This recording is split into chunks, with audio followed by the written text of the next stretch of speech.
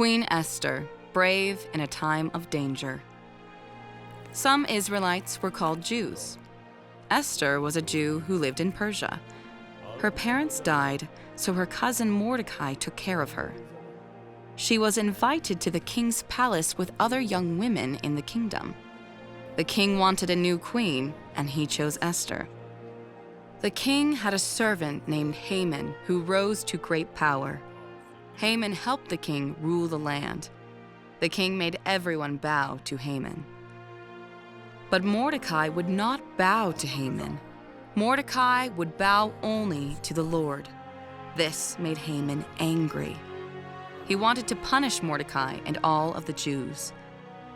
Haman told the king that the Jews did not follow the king's laws.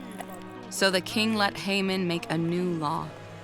On a certain day, all the Jews would be killed. Mordecai asked Esther to talk to the king. The king could change Haman's law and save the Jews. But Esther was afraid.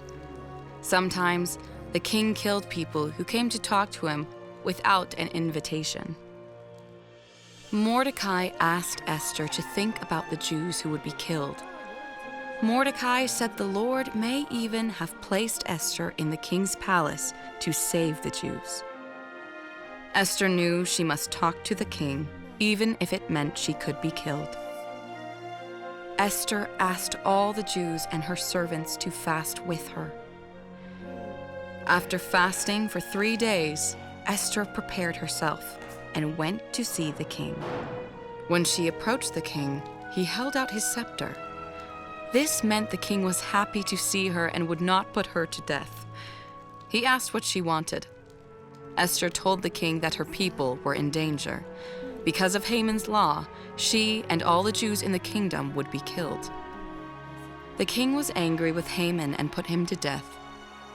The king made a new law that protected the Jews.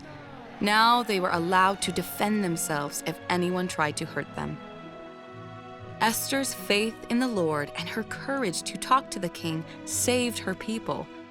Instead of death and sorrow, there was a feast. The Jews celebrated.